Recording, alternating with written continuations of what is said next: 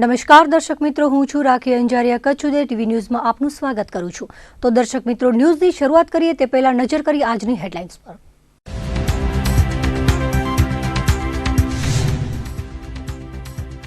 ભચાઉના મેઘપરવા તસ્કરોના આધોઈમાં ધામા.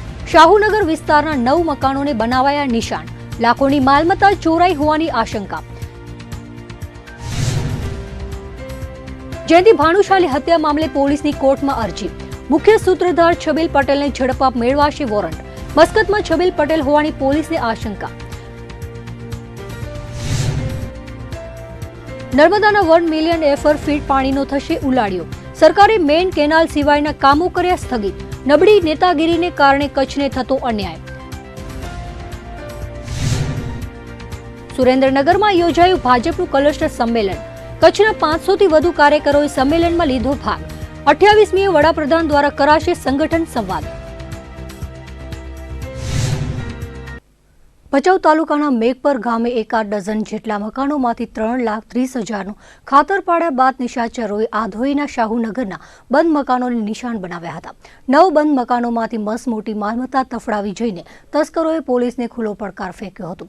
જૂના આધોઈ તેમજ શાહુનગર વિસ્તારમાં 9 જેટલા બંધ મકાનોના તાળા તોડી તસ્કરોએ ઘરમાં પ્રવેશ કરીને ઘરમાં રહેલો સરસામાન વેરવિખેર કરી નાખ્યો હતો અને મકાનોમાંથી રોકડ તથા દર દાગીના સહિતની મસમોટી માલમત્તા તફડાવી ગયા હતા. જે મકાનોમાં ચોરી થઈ છે તે મકાનના માલિકો લગ્ન પ્રસંગે બહાર હોવાથી કોના મકાનમાંથી કેટલી માલમત્તાની ચોરી થઈ છે તે જાણી શકાયું નથી. આ બાબતે સામખિયાળી પોલીસ સ્ટેશનમાં સંપર્ક સાધતા ચોરીના બનાવને સમર્થન આપ્યું હતું. ઉલ્લેખનીય છે કે હજુ 2 દિવસ પૂર્વે ભચાઉ તાલુકાના જ મેઘપર ગામે નિશાચરોએ સામૂહિક આક્રમણ કર્યું હતું અને લગ્ન પ્રસંગે બહાર ગયેલા પરિવારજનોના ડઝનેક જેટલા મકાનોમાંથી રોકડ દર દાગીના સહિત 3.30 લાખની ચોરી કરી ગયા હતા. જે અંગે ગઈકાલે ભચાઉ પોલીસ મથકે વિધિવત ફોજદારી નોંધાઈ હતી અને તે જ રાત્રિના આધોઈના 9 મકાનોમાંથી હાથફેરો કરી તસ્કરોએ પોલીસની ઠંડી ઉડાડીને ખુલ્લો પડકાર ફેંકતા કાયદાના રક્ષકોમાં દોડધામ મચી ગઈ હતી. અબડાસાના પૂર્વ ધારાસભ્ય અને ભાજપના કદાવર નેતા જયંતિભાઈ ભાનુશાળી હત્યા કેસનું કોકડું ઉકેલવા ગુજરાત પોલીસ ધંધે લાગી છે. હત્યાના 1 મહિનામાં પોલીસે જયંતિ ભાનુશાળીની હત્યા કઈ રીતે કરાઈ તેના ષડયંત્રનો તો પર્દાફાશ કરી નાખ્યો છે. પણ હવે આ હત્યા કેસમાં મુખ્ય આરોપીઓ સુધી પહોંચવામાં ગુજરાત પોલીસ નિષ્ફળ રહી છે. સમગ્ર ગુજરાત સહિત દેશભરમાં ચર્ચાનું કેન્દ્ર બનેલા આ હત્યા કેસના કચ્છમાં પણ ઘેરા પ્રત્યાઘાત પડ્યા છે. ભાજપના નાનામાં નાના કાર્યકરથી માંડીને મોટા ગજાના કદાવર નેતાઓ સાથે ધરોબો રાખનાર જયંતિભાઈ ભાનુશાળીની હત્યાના મુખ્ય આરોપીઓને ઝડપવાનો મોટો પડકાર ભાજપની સરકાર સામે છે. જોકે 1 મહિના દરમિયાન પોલીસે હત્યાનું કાવતરું જ્યાં રચાયું હતું તે નારાયણ ફાર્મમાં તપાસ કરીને છબીલ પટેલના 2 ભાગીદારો નીતિન અને રાહુલ પટેલની ધરપકડ કરી તેમના રિમાન્ડ દરમિયાન મહત્વની કડીઓ મેળવી છે. પોલીસ એજન્સીઓ વતી સીઆઈડી ક્રાઇમના એડિશનલ ડીજી અજય તોમરે છબીલ પટેલની સંડોવણી હોવાનું સ્પષ્ટ કર્યા બાદ હત્યા કરનાર શાર્પ શૂટરો સહિત છબીલ પટેલ પોલીસની પકડથી દૂર છે. હત્યાના બનાવ પૂર્વે જ છબીલ પટેલ વિદેશ ગયા હોય હવે પોલીસ તેમની ધરપકડ કરવા કાનૂની જંગ શરૂ કર્યો છે. છબીલ પટેલની હત્યામાં સંડોવણી બહાર આવતા તેના પુત્ર સિદ્ધાર્થ પટેલે પોતાના પિતાના નામને રદિયો આપીને તેઓ અમેરિકા ગયા હોવાનું જણાવ્યું હતું. જોકે છબીલ પટેલ અમેરિકા નહીં પણ મસ્કત ગયા હોવાનું પોલીસ તપાસમાં ખુલ્યું છે. જેથી ભાનુશાળીની હત્યામાં અન્ય આરોપીઓ મનીષા ગોસ્વામી, સુરજીત ભાઉ, 2 શાર્પ શૂટરો, છબીલ પટેલ સહિત કોઈને પણ પોલીસ પકડી શકી નથી. પણ હવે વિદેશ રહેલા છબીલ પટેલને ઝડપવા પોલીસે કાયદાકીય ગાડીઓ તૈયાર કરવાનું શરૂ કર્યું છે. જેમાં રેલવે પોલીસે ભચાઉ કોર્ટમાં કલમ 70 હેઠળ છબીલ પટેલને પકડવા માટે વોરંટ ઇસ્યુ કરવા અરજી કરી છે. કલમ 70 અનુસાર કોર્ટ દ્વારા વોરંટ ઇસ્યુ કરાયા બાદ છબીલ જ્યાં હોય ત્યાંથી પોલીસ તેની ધરપકડ કરી શકે છે. વિદેશમાંથી છબીલની ધરપકડ માટે રેડ કોર્નર નોટિસનો માર્ગ ગુજરાત પોલીસ માટે મોકળો થશે. જોકે સૌથી મોટી ચર્ચા એ છે કે ધારાસભ્ય રહી ચૂકેલા છબીલ પટેલ અન્ય ગુનેગારોની જેમ વિદેશમાં કેમ નાસી છૂટ્યા છે. વોરંટ ઇસ્યુ કરવાના મુદ્દે મંગળવારે ભચાઉ કોર્ટમાં સુનાવણી થવાની છે. ગાંધીધામ તાલુકાના પડાણાથી ચુડવા વાણ જતા માર્ગ પર યુવાન પાસેથી રોકડ રકમની લૂંટ ચલાવીને કારમાં નુકસાન પહોંચાડ્યા બાદ નાસી છૂટેલા 3 શખ્સો પૈકી એક લૂંટારોને પોલીસે ઝડપી પાડી સલાખો પાછળ ધકેલી દીધો હતો. સલીમ સિદ્દીક ગંઢે નોંધાવેલી ફરિયાદ મુજબ આ લૂંટનો બનાવ ગત 7મી ફેબ્રુઆરીએ રાત્રિના 1:45 વાગ્યાના અરસામાં બન્યો હતો. પડાણા ચુડવા વાણ વચ્ચેથી તેઓ પસાર થતા હતા ત્યારે મીઠી રોહરના ફિરોઝ કારા ત્રયા તથા તેની સાથેના બીજા 2 અજાણ્યા ઈસમોએ તેમને છરી બતાવીને ધમકી આપી હતી અને તેની પાસે રહેલી 900ની રોકડ રકમ બળજબરીપૂર્વક લૂંટી લીધી હતી અને તેમની કારમાં છરીઓ મારીને નુકસાન પહોંચાડ્યું હતું. આ અંગે ગાંધીધામ બી ડિવિઝન પોલીસે આરોપીઓ સામે ગુનો નોંધીને તપાસ હાથ ધરી છે, જેમાં આરોપી ફિરોઝ ત્રાયાની ધરપકડ કરી લીધી હતી। આરોપીઓ સાથેના અન્ય 2 સહ આરોપીઓને પકડી પાડવા તથા રોકડ રકમ કબજે કરવા કાર્યવાહી હાથ ધરવામાં આવી છે। ભુજ તાલુકાના કુકમા ગામે રહેતા પ્રૌઢે ફાંસો ખાઈ જિંદગીનો અંત આણી લેતા પરિવારજનોમાં ગમગીની છવાઈ ગઈ હતી। પદ્ધર પોલીસ મથકના તપાસની સહાયક ફોજદાર પ્રવીણકુમાર વાણિયાએ વિગતો આપતા જણાવ્યું હતું કે આત્મહત્યાનો બનાવ ગત રાત્રિ દરમિયાન બન્યો હતો। કુકમા ગામે તળાવ સામે રહેતા અને એકલવાયુ જીવન વિતાવતા 47 વર્ષીય મહેશભાઈ શંકરલાલ સોમૈયાએ કુકમામાં આવેલા સોનાપુરી હિન્દુ સ્મશાનમાં લીમડાના ઝાડ સાથે શાલ બાંધીને ફાંસો ખાઈ આપઘાત કરી લીધો હતો। હતભાગીના ભાણેજ પુનિતભાઈ હરેશભાઈ પલણે ઘટના અંગે પોલીસ મથકે જાણ કરી હતી। મૃતકના સગા સંબંધીઓની પૂછપરછમાં હતભાગી એકલવાયુ જીવન વિતાવતા હતા અને અવારનવાર બીમાર રહેતા હોવાથી આત્મઘાતી પગલું ભરી લીધું હોવાનું સપાટી પર આવ્યું છે। સરહદી કચ્છ જિલ્લામાં વરસાદ નહિવત થવાને કારણે અછતગ્રસ્ત કચ્છ વિસ્તારને પાણી આપવા માટે નર્મદાના પ્રોજેક્ટ હાથ ધરીને કચ્છમાં જ પાણી આપવાનો ઉલાળ્યો કરાઈ રહ્યો છે। નિયમિત પાણી આપવા માટેની કચ્છ બ્રાન્ચ કેનાલનું કામ પણ પૂરું થયું નથી, ત્યારે વધારાનું પાણી આપવા માટેની લિંક કેનાલ યોજનાનું કામ ક્યારે થશે તે મોટો સવાલ છે। આ અંગે સિંચાઈ વિભાગના સૂત્રોએ આપેલી માહિતી મુજબ સરકાર દ્વારા તંત્રના અધિકારીઓને કચ્છ બ્રાન્ચ કેનાલના કામ સિવાય નવા કોઈ પણ કામને હાથ ધરવાનું નથી। સરકારની આ સૂચના કચ્છને હળાહળ અન્યાય કરતા છે। સરકાર દ્વારા નર્મદાનું 3 મિલિયન એકર ફૂટ પાણી ઉત્તર ગુજરાત, સૌરાષ્ટ્ર અને કચ્છ માટે ફાળવાયું હતું, જેમાં વધારાના વહી જતા પાણીથી ત્રણેય પ્રદેશોના જળાશયો ભરી શકાય તેવું આયોજન કરાયું હતું। આ 3 મિલિયન એકર ફૂટ પાણીમાં ઉત્તર ગુજરાતમાં સુજલામ સુફલામ યોજના અંતર્ગત તમામ કામો પૂર્ણ થઈ ગયા છે। સૌરાષ્ટ્રમાં સૌની યોજના હેઠળ ધમધોકાર કામગીરી ચાલી રહી છે, જ્યારે કચ્છમાં હજુ સુધી કોઈ જ મહત્વની કામગીરી કરવામાં આવી નથી। આ અંગે સ્ટેટ ઇરિગેશનના એક અધિકારી સાથે ચર્ચા કરતા તેમણે સરકારનો પક્ષ ઢાંકવા માટે કહ્યું હતું કે સરકારે કામ બંધ કરવાની કોઈ સૂચના આપી નથી। ત્યારે કાઉન્ટર ક્વેશ્ચનમાં તેમણે પૂછાયું કે તો પછી શા માટે કચ્છના કામોને સ્થગિત કરાયા છે, ત્યારે અધિકારીએ કહ્યું હતું કે વહીવટી પ્રક્રિયાઓ ચાલી રહી છે તેમજ ફંડના અભાવે કદાચ એવી સૂચના આપી હશે। તેમના પ્રત્યુત્તર બાદ ફરી એક નવો સવાલ એ ઉદ્ભવ્યો કે ઉત્તર ગુજરાતમાં વધારાનું પાણી આપવા માટે સુજલામ સુફલામ યોજનાના કામો માટે ફંડ છે, સૌરાષ્ટ્રમાં સૌની યોજના માટે સરકાર પાસે ફંડ છે, તો કચ્છ માટે સરકાર પાસે ફંડ કેમ નથી? વાસ્તવમાં કચ્છની નબળી નેતાગીરીને કારણે કચ્છને હળાહળ અન્યાય થઈ રહ્યો છે। નર્મદા મુદ્દે હાઈકમાન્ડ કે સરકારમાં કોઈ સત્તાધીશ ધારાસભ્ય બોલવા તૈયાર નથી અને કોંગ્રેસના ધારાસભ્ય બોલે છે તો કંઈ સાંભળવામાં આવતું નથી। પરિણામે કચ્છને નર્મદાનું વધારાનું પાણી તો ઠીક, પણ નિયમિત રીતે જે પાણી મળવું જોઈએ તે પાણી પણ આપવામાં આવતું નથી। નબળી નેતાગીરી અને રાજકીય ઈચ્છાશક્તિના અભાવે કચ્છના ખેડૂતોને અન્યાય થઈ રહ્યો છે। સત્તા પક્ષના ચૂંટાયેલા ધારાસભ્યો છેલ્લી 2-3 ટર્મથી ચૂંટાતા આવે છે, છતાં અસરકારક રીતે કચ્છને પાણી મળે તેવી રજૂઆત કરવામાં ઊણા ઉતર્યા છે। ત્યારે લોકજન જાગૃતિ વિના કચ્છને નર્મદાના નીર મળવાના નથી તે શાશ્વત સત્ય છે। માટે ખેડૂતો અને આમ જનતાને જાગૃત થઈને અવાજ ઉપાડવા સિવાય કોઈ ઉદ્ધાર નથી।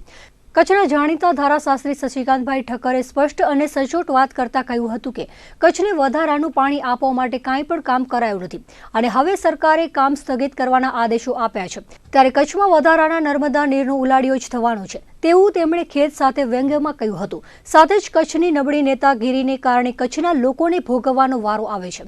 સત્તા પક્ષના કોઈ ધારાસભ્યો કચ્છમાં નર્મદાના પાણી માટે સરકારમાં રજૂઆત પણ કરી શકતા નથી। પોતાના હોદ્દાઓ ટકાવી રાખવા માટે કચ્છના ખેડૂતો સાથે અન્યાય થઈ રહ્યો છે।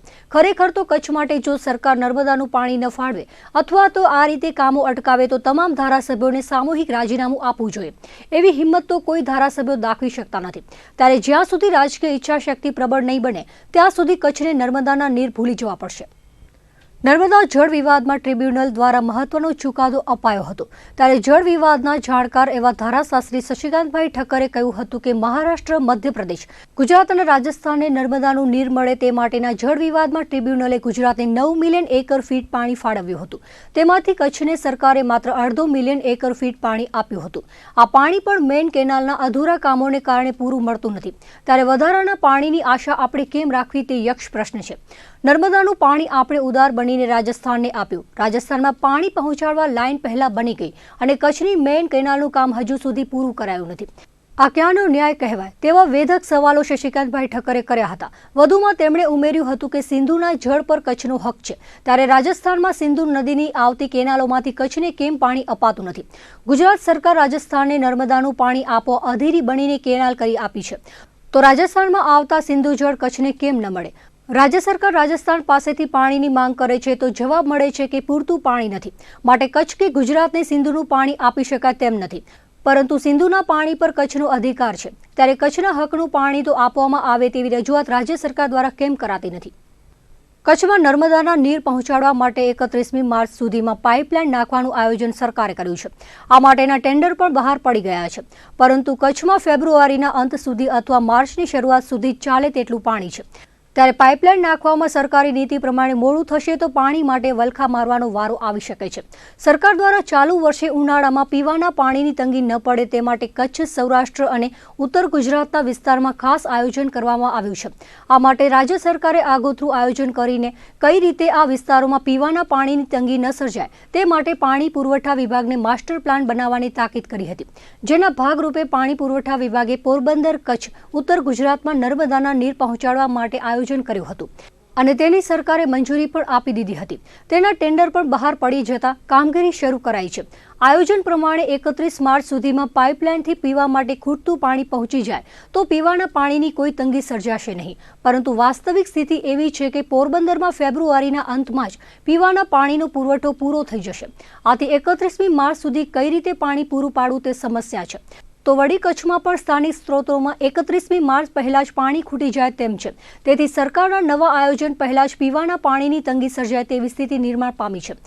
આ સંજોગોમાં રાજ્ય સરકારના આયોજનમાં સરકારી નીતિ પ્રમાણે વધુ વિલંબ સર્જાય તો સરકારના ભરોસે પોરબંદર અને કચ્છની પ્રજાને પીવાનું પાણી મેળવવા માટે પણ વલખા મારવા પડે તેવી સ્થિતિ સર્જાવાની શક્યતા સૂત્રોએ વ્યક્ત કરી હતી. ગાંધીધામના રહીશ અને નિવૃત્ત પોલીસ કર્મચારી સેવકલાલ કરશનલાલ જયસ્વાલ પાસેથી વર્ષ 2015માં ફર્નિચરના વેપારી અને નોકરી કરતા દેવેન્દ્ર આર સોલંકીએ મિત્રતામાં ધંધા માટે 3 માસમાં પરત આપવાની શરતે ₹4 લાખ ઉછીના લીધા હતા અને ત્યારબાદ આ રકમની ઉઘરાણી કરતા તે ચૂકવવા માટે આપેલો ચેક બેંકમાં રજૂ કરતા એકાઉન્ટર ક્લોઝ સાથે ચેક પરત ફર્યો હતો.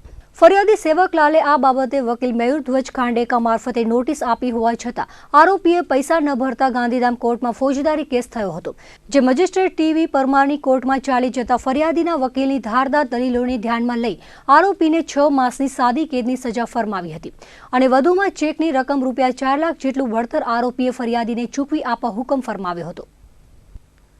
એક તરફ છેલ્લા 7 દિવસથી પોલીસ અને આરટીઓ દ્વારા માર્ગ સુરક્ષા સપ્તાહની ઉજવણી કરવામાં આવી રહી છે. ઉજવણી દરમિયાન જ અકસ્માતોની ઘટનાઓ બની રહી છે. ત્યારે આજે મુન્દ્રાના મોટા કપાયા નજીક ટ્રેલર અને એસટી બસ વચ્ચે અકસ્માત સર્જાયો હતો. અદાણી પોર્ટ અને ઔદ્યોગિક એકમોના ધમધમાટના પગલે મુન્દ્રા પંથકમાં ભારે વાહનોનું આવાગમન ખૂબ જ વધ્યું છે, જેના લીધે અવારનવાર નાના મોટા અકસ્માતો સર્જાતા હોય છે. ત્યારે આજે મોટા કપાયા નજીક દારૂડિયા ટ્રેલર ચાલકના પાપે મુન્દ્રા ભુજ એસટી બસનો અકસ્માત સર્જાતા કંડક્ટરને ઈજાઓ પહોંચી હતી તો પ્રવાસીઓના જીવ પણ તાળવે બંધાયા હતા. એટલે આમાં વિગત એવી છે કે metro train Bhuj Mundra metro bus સવારના 9:15 વાગે અને સામે ટેલર હતો, તે બેનો એક્સિડન્ટ થયેલો છે અને ઓછી વાતીની ઈજા થયેલી. એટલે મોટા કપાયા અને નાના કપાયાની વચમાં જે વડવાળા દાદાનું મંદિર આવેલું છે તેની બાજુ નથી. એટલે આમાં જાણવા એવો મળ્યો છે કે કદાચ 5, 7, 8 લોકોને નાની મોટી ઈજા થયેલી છે. ભારતીય જળ સીમામાં માછીમારી કરતા માછીમારોને બંદૂકના નાળચે અનેક વખત ઉઠાવી જનારી પાક મરીન સિક્યુરિટી એજન્સીએ શુક્રવારે વધુ એક વખત લખણ ઝળકાવ્યા હતા અને જખૌ સામેના દરિયામાંથી પોરબંદરના 6 ખલાસીઓ સાથે એક બોટનું અપહરણ કરી લીધું હતું. નાપાક તત્વોના નીચ કૃત્યના કારણે માછીમાર સમાજમાં રોષ ભભૂકી ઉઠ્યો છે. પોરબંદરની ફિશિંગ બોટ જખૌ દરિયામાં માછીમારી કરી રહી હતી. ત્યારે ભરતભાઈ ટંડલ ખલાસીઓ સાથે માછલી પકડવામાં મશગુલ હતા. ત્યારે ધસી આવેલી પાક મરીનની ટીમે 6 ખલાસીઓ સાથે બોટને બંદૂકના નાળચે ઉઠાવી ગઈ હતી. આ બનાવની શુક્રવારે ફિશ ફોરમના અધિકારીઓએ જાહેર કરી હતી. જ્યારે 6 ખલાસીઓના અપહરણની વાત પોરબંદર પહોંચતા માછીમાર સમાજમાં રોષ ભભૂકી ઉઠ્યો હતો. સરહદી કચ્છ જિલ્લામાં સ્વાઇન ફ્લૂનો કહેર વધી રહ્યો છે. તેવામાં સ્વાઇન ફ્લૂનો વધુ એક પોઝિટિવ કેસ નોંધાયો છે. ગઈકાલે જ 3 દર્દીના મોત નિપજતા લોકોમાં ફફડાટ ફેલાયો છે.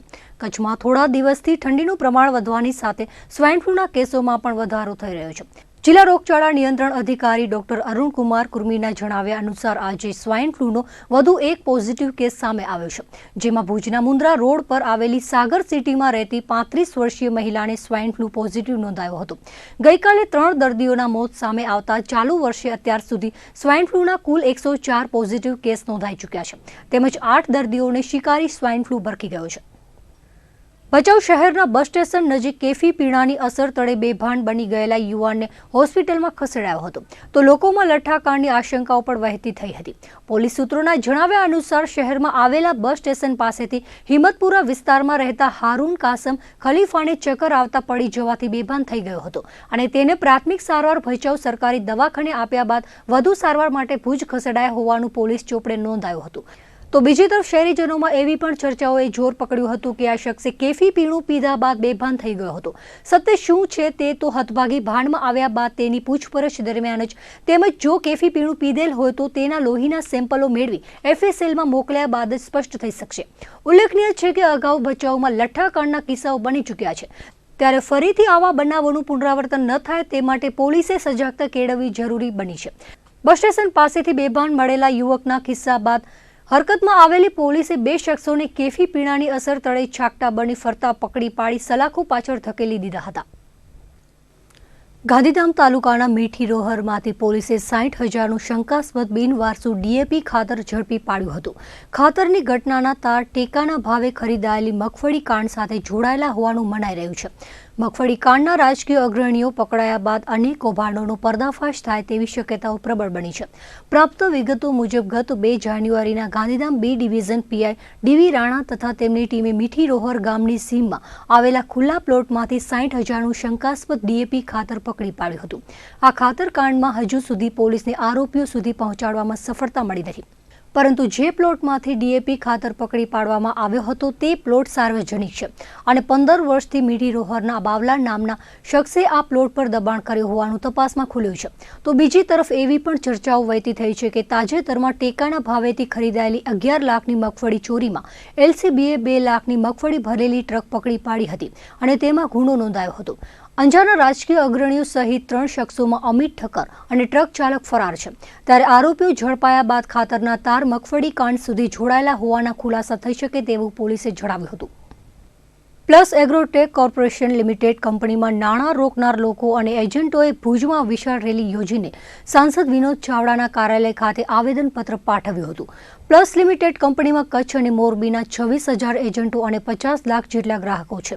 તેમની અંદાજિત રોકાણની રકમ 320 કરોડ જેટલી થાય છે.